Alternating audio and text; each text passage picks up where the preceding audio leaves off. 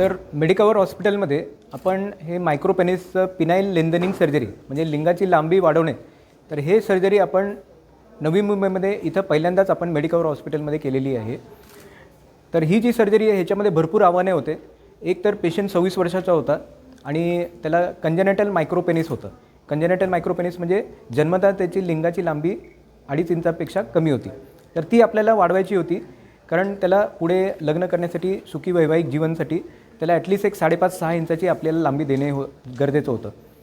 तर हा पेशंट आपल्याकडे आला आणि त्याचं टेस्टोस्टेरोन लेवल पण कमी होते. टेस्टोस्टेरोन लेवल आपण वाढवले. त्याच्यानंतर हे ऑपरेशन मी आणि doctor Ashish Sangvikar plastic surgeon आम्ही दोघांनी मिळून हे केले.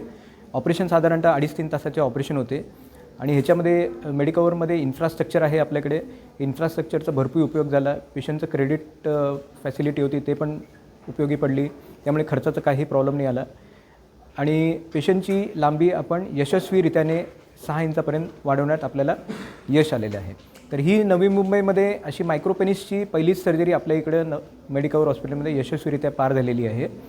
पण नॉट ओन्ली मायक्रोपेनिस तर एक 10 लाखातून एकालाच ही कंडिशन होते. हे तर म्हणजे जन्मजात कंडिशन आहे. पण असे पण पेशंट आपल्याकडे आता आपण करणार आहेत की ज्यांना लिंगाची लांबी वाढवायची आहे, लिंगाची डायमीटर वाढवायचं आहे. अशा पण पेशंटचं पण आपण लिंगाची लांबी वाढवायची पिनाईल लेंथनिंग आपण सर्जरी ह्याच्यापुढे आपण इथं करू शकतो.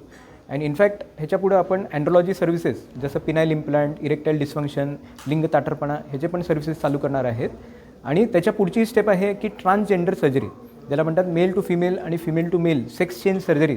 याचं सेंटर आपण नवी मुंबईमध्ये पहिल्यांदाच मेडिकवरमध्ये आपण सरांच्या मदतीनं आणि मेडिकवरच्या मदतीनं आपण इथं यशस्वीरित्या चालू करणार आहे. ह्याचा उपयोग सर्वांना व्हावा त्याच्यासाठी आपण हे अवेअरनेस म्हणून आपण